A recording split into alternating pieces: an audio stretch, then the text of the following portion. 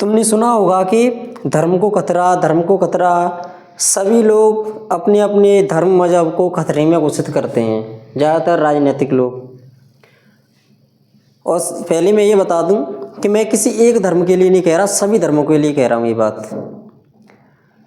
कोई भी धर्म खतरे में नहीं है, बल्कि खुद धर्म ही खतरा है। सबसे बड़ी दिक्कत धर्म से ही है। जनता में जो फूट डाली है, जनता को जो बहकाया है, अंधविश्वास पाखंड में डाला है, वो धर्म के नाम पर ही डाला जाता है, चाहे कौन सा भी धर्म हो। धर्म खतरे में क्या होगा? धर्म कौन सी बचाने लायक चीज़ है? कोई ज़रूरत है कि इसको बचाया जाए? मैं तो ये चाहता हूँ कि अभी की अभी नष्ट हो जाए, ये रहे ही नहीं कोई धर्म नाम की चीज़।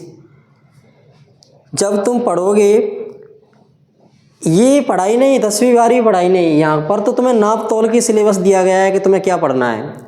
जब तुम पढ़ो बाहर की चीज़ें, जब तुम तुलना करोगे पूरे दुनिया की, तुलना करोगे तुम पूरे दुनिया के धर्मों की, तब तुम्हारे थोड़ी बहुत समझ में आएगा कि तुम किस लेवल पर हो और इस दुनिया को किस लेवल पर बेवकूफ़ बनाया है। चाहे किसी भी रूप में हो, धर्म हर समय भेदभाव करवाता है या फिर बंटवारा करवाता है। चाहे तुम अफ्रीका देख लो, श्रीलंका देख लो, अब यहाँ तो अपना अलग अलग धर्म है। एशिया के देशों में अलग है, उधर तुम यूरोप के देशों में देखोगे तो अलग है। लेकिन बात तो एक ही है, वही बंटवारा, भेदभाव, राजनीति करने के लिए। और पहले विदेश से यहाँ आया, फूट डालो, शासन करो। अब लोग यहाँ से उल्टी शिक्षा ले रहे हैं भारत से। देखो भारत में क्या धर्म के नाम पर शासन किया जा रहा है। लोग यहाँ की कॉपी करेंगे आगे चल के राजनीति में।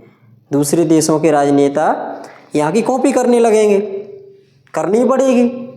यहाँ से अच्छा उदाहरण कहाँ देखने को मिलेगा कि धर्म के नाम पर जनता इतनी अंधी बना दी कि 21वीं सदी में क्या जनता इतनी मूर्ख थी कि जिनको सच समझ में नहीं आ रहा था। तुम्हें कोई पार्टी अच्छी लगती है, उसकी नीतियाँ अच्छी लगती हैं, तुम्हें उसको चुनना है तो तुम्हें अधिकार दिए गए हैं, तो तुम उसको वैसे भी चुन सकते हो।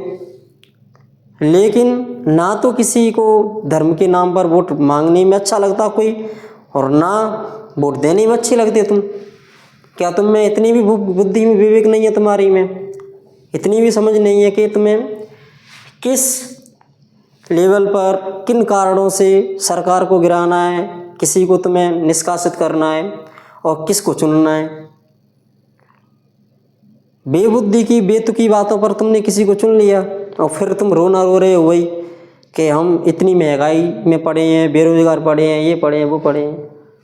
कोई भी सरकार बेरोजगार का कारण नहीं होती, उसका कारण हो तुम। चाहे कैसे भी तुम समझ लो और चाहे कैसे भी तुम मान लो कि जिसकी जितनी बुद्धि काम करेगी वो उतना समझ पाएगा, मान पाएगा।